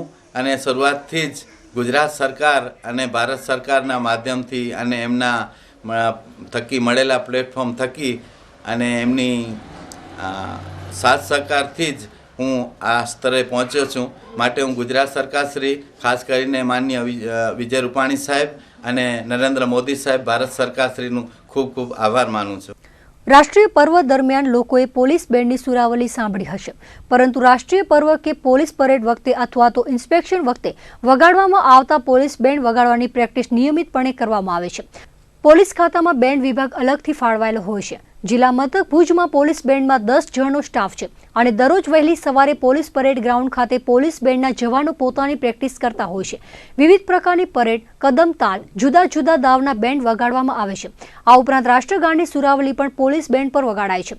દરરોજ સવારે પ્રેક્ટિસ કરવા ઉપરાંત દર રવિવારે ભુજના જુદા જુદા બગીચાઓમાં જઈને પોલીસ સ્ટાફ દ્વારા બેન્ડ વગાડવામાં આવે છે, જેથી લોકોને પણ પોલીસ બેન્ડની સુરાવલી કઈ રીતની હોય છે તેનો ખ્યાલ આવી શકે. તો વિવિધ શાળાઓમાં જઈને પણ બેન્ડ વગાડવામાં આવે છે. આ ઉપરાંત પોલીસ પરિવાર દ્વારા ઉજવાતા વિવિધ ઉત્સવોમાં પણ બેન્ડ પાર્ટી પોતાની સુરાવલી પ્રસ્તુત કરતી હોય છે. બેન્ડ પાર્ટીમાં એવું છે, ખાસ કરીને તો અમારા પરેડ માર્ચિંગના હોય તે દરમિયાન, તે છતાં પણ અમારા ફિલ્મી ગીતો હોય, પછી રાસ હાસુડા હોય, બીજા ધાર્મિક પ્રોગ્રામમાં ભજન હોય, કવાલી હોય, બધી રીતે અમે બધું વગાડીએ છીએ. આમ તો આ રાજાશાહીથી આપણું પોલીસ બેન્ડ જેમ પોલીસ સ્થાપના આવી થઈ છે તેવી રીતે ત્યારથી જ પોલીસ બેન્ડ સ્થાપના થઈ છે. ને આજે લગભગ નહીં તો 70 વર્ષ જેવા થઈ ગયા, ઉપર થઈ ગયા. બેન્ડ અત્યારે ચાલુ છે. ભુજ ખાતે કચ્છી મેમણ ફેડરેશન દ્વારા સમાજના દીકરા અને દીકરીએ સીએમની પરીક્ષા જ્વલંત સફળતા સાથે પાસ કરતા તેમના સન્માનનો કાર્યક્રમ યોજાયો હતો. ભારતભરના 94,000 વિદ્યાર્થીઓમાંથી બીજા નંબરે તેમજ રાજ્યભરમાં પ્રથમ નંબરે આવેલા મૂળ કોડાયના સીએ મેમણ શાહિદ હુસેન તેમજ સીએની પરીક્ષા પાસ કરનાર મેમણ સમાજની દીકરી રિફકત હાજી ઇબ્રાહીમ મેમણનું સન્માન કરવામાં આવ્યું હતું. પ્રારંભે તિલાવતે કુરઆન મૌલાના ઇસ્માઇલ મેમણે અદા કરી હતી. મેમણ જમાતખાના ખાતે યોજાયેલા કાર્યક્રમમાં ફેડરેશનના પ્રમુખ હાજી હનીફભાઈ તરફથી સીએમાં પાસ થયેલા શાહિદ મેમણનું સન્માન થયું હતું. તેમજ રિફકત મેમણનું કચ્છી મેમણ જમાત માંડવીના પ્રમુખ હાજી અલી મહમદ મેમણ દ્વારા સન્માન કરાયું હતું. મહેમાનોનું સ્વાગત ફેડરેશનના સેક્રેટરી હાજી બસીરભાઈએ કર્યું હતું. આ પ્રસંગે સીએ શાહિદ મેમણે જણાવ્યું હતું કે હાર્ડવર્ક, પ્લાનિંગ અને મેનેજમેન્ટ થકી કોઈ પણ સફળતા પ્રાપ્ત કરી શકાય છે. આ સફળતા પાછળ તેમણે માતા, પિતા અને તમામ શિક્ષકોનો રોલ મહત્વનો ગણાવ્યો હતો. તો સીએ રિફકત મેમણે પણ સમાજની દીકરીઓને ભણી ગણીને આગળ વધીને પરિવાર તેમજ સમાજનું નામ રોશન કરવું જોઈએ તેવું ભારપૂર્વક જણાવ્યું હતું. સીએમાં આપણે સક્સેસ માટે હાર્ડવર્ક સાથે પ્લાનિંગ અને ટાઈમ મેનેજમેન્ટ બહુ જરૂરી છે. એનાથી મેં આવી રીતે જ અભ્યાસ કર્યો હતો, આ ત્રણેય વસ્તુને સાથે ધ્યાનમાં રાખીને. આ સફળતાનો શ્રેય હું મારા માતા પિતાને આપવા માગું છું કે તેમણે મને ફૂલ સપોર્ટ કર્યો હતો અને મને એડ્યુકેશનમાં જેમાં રસ હતો તેમાં એમને ફૂલ લેવા માટે મને પૂરેપૂરો સપોર્ટ આપ્યો હતો કે એમને કંઈ પણ મને પ્રેશર ન કર્યો હતો કે સાયન્સ લે કે એન્જિનિયરિંગ, ડૉક્ટર. એટલે મને સીએમાં રસ હતો તો હું સીએ લઈ શક્યો. એમના આભારી છું. તેના સિવાય મારા પહેલાં ધોરણથી કરીને કોઈ પણ શિક્ષક મને માર્ગદર્શન આપ્યો છે. બધાનો મારો જે પણ એડ્યુકેશનમાં હું આગળ આવ્યો છું તેમાં બધાનો રોલ છે. સીએની ફાઇનલની એક્ઝામ માટે છેલ્લા 6 મહિનાની અમારી લીવ હોય છે રીડિંગ વેકેશનમાં. તેમાં મેં કન્સિસ્ટન્ટલી 10 થી 12 કલાકનો વાંચન કર્યો હતો. તેના સિવાય કે મેં રિવિઝન ઉપર, કન્સેપ્ટ ઉપર, બધા ઉપર ફોકસ કર્યો હતો કે એના ઉપર આપણે પ્લાનિંગ સરખી હોય તો તેના રીતે જ આપણે આગળ આવી શકીએ છીએ. કે સીએમાં આપણે કોર્સ લેન્ધી હોય છે તેના માટે પ્લાનિંગનો ને ટાઈમ મેનેજમેન્ટ બહુ મહત્ત્વ રાખે છે. કે સીએમાં આપણે બધા ફેલ થાય છે એનો રીઝન એ હોય છે કે તમે કદાચ હાર્ડવર્ક ચૂકી જાઓ છો કે કદાચ તમે ટાઈમ મેનેજમેન્ટ ને બધો ચૂકી જાઓ છો. તેના માટે આપણે થોડોક ટાઈમ એક્ઝામ માટે કે સોશિયલ મીડિયાથી થોડો ઘણો આપણે દૂર રહી શકીએ કે આપણે ખોટો ટાઈમ વેસ્ટ ન કરીએ ને તૈયારી ઉપર આપણે કન્સિસ્ટન્ટલી લગનથી મહેનત કરીએ તો 100% તમે સીએના પરીક્ષામાં પાસ થઈ શકો છો. સીએ જરાક કઠિન છે પણ એમ નથી કે ઇમ્પોસિબલ છે કે તમે આ પાસ ન થઈ શકો. કચ્છમાં પ્રાથમિક શિક્ષણની ગુણવત્તા સુધારવા ખુદ શિક્ષણ વિભાગના અધિકારીઓએ બીડું ઝડપતા જિલ્લાના 3 નબળા તાલુકાને દત્તક લેવાયા છે. ભુજ, ભચાઉ અને રાપર તાલુકાની જવાબદારી 3 અધિકારીઓએ ઉઠાવતા આ વિસ્તારની સી અને ડી ગ્રેડની શાળાઓ પર તેઓ વધુ ધ્યાન કેન્દ્રિત કરશે. કચ્છ સહિત રાજ્યભરમાં કથળતી જતી પ્રાથમિક શિક્ષણની ગુણવત્તાને લઈને સરકાર ચિંતિત બની છે. ગુણોત્સવ, શાળા પ્રવેશોત્સવ, કન્યા કેળવણી મહોત્સવ સહિતના આયોજનો કરાતા હોવા છતાં તેની પૂરેપૂરી ફળશ્રુતિ મળતી નથી. સરકારી શાળાઓનું શિક્ષણનું માળખું તો ખાનગી પ્રાથમિક શાળાઓને ટક્કર આપે તેવું બનાવાયું છે, પરંતુ તેમાં શિક્ષણનું સ્તર હજુ ખાનગી શાળાઓની તુલનાએ નીચું હોવાથી તેની સીધી અસર બાળકોના ભાવિ પર પડી રહી છે. ત્યારે સરકારી પ્રાથમિક શાળાઓમાં શિક્ષણનું સ્તર સુધારવાની જવાબદારી ખુદ શિક્ષણ વિભાગના ઉચ્ચ અધિકારીઓ લેતા રાજ્યના 100 તાલુકા દત્તક લેવાનો મહત્વપૂર્ણ નિર્ણય લેવાયો છે. ત્યારે કચ્છના પણ 3 તાલુકાની અધિકારીઓએ જવાબદારી લીધી છે.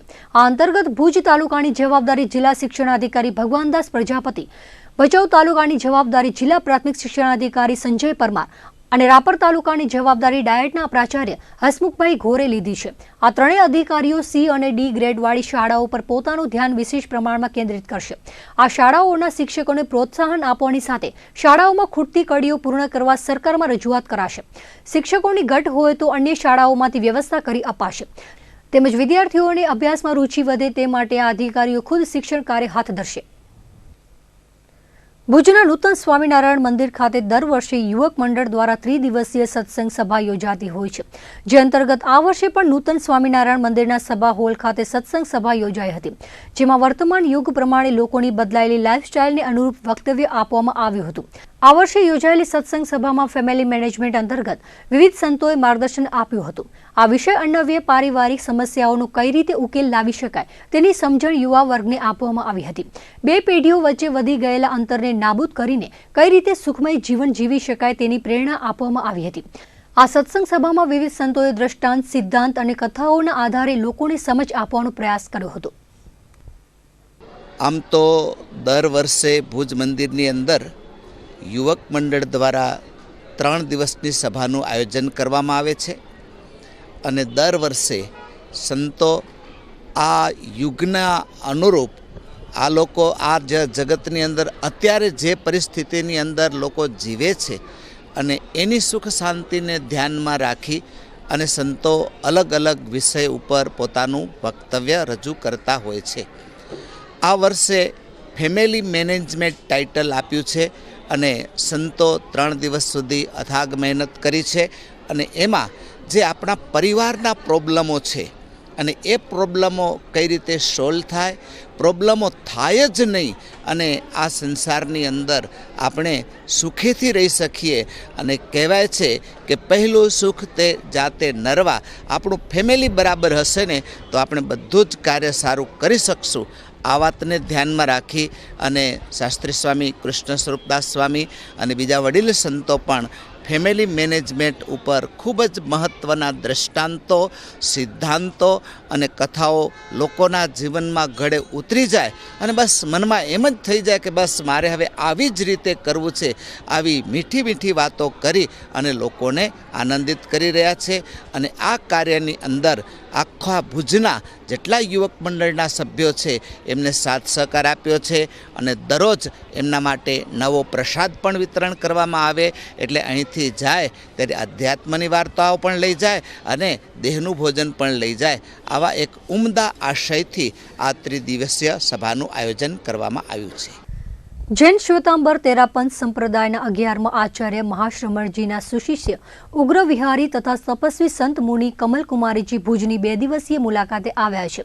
કચ્છમાં ફતેહગઢમાં મુનિ મદનકુમારીજી સાથે આધ્યાત્મિક મિલન કર્યા બાદ રાપર તથા વર્ધમાન નગર થઈને માધાપરમાં એક જ દિવસમાં 3 વખત જાહેર પ્રવચન યોજાયું હતું, જેમાં 6 કોટી સંપ્રદાયના વંદિતાબાઈ મહાસતીજી આદિ સાધ્વી વૃંદનું પણ લોકોને સાનિધ્ય પ્રાપ્ત થયું હતું.